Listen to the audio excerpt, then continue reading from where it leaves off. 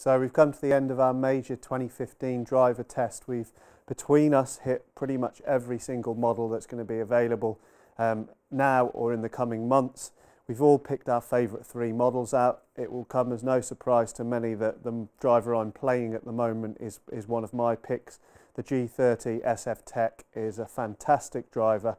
As I said in an earlier video, it was interesting that my 2 longest drives when testing all 3 of the G30 models came from the other models, but in terms of dispersion and only being 2 or 3 yards behind them in terms of the longest shots, SF Tech was the choice for me all the time. And I think it goes to show, don't just pick your driver model on your longest shots. Have a think about those bad shots, how bad they actually are.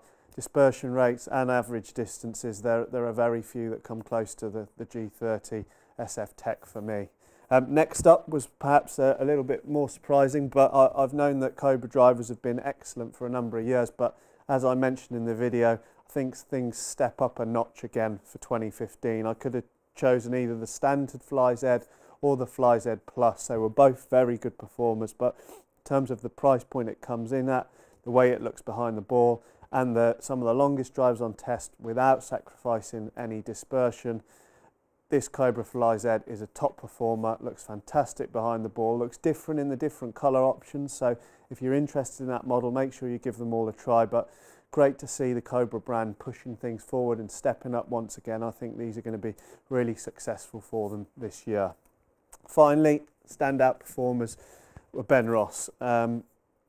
Since I've started in this role over 8 years ago, it's been fantastic to see this English brand just go from strength to strength, make better looking golf clubs with better components that really do work for a wide range of golfers, coming at the price points that they do.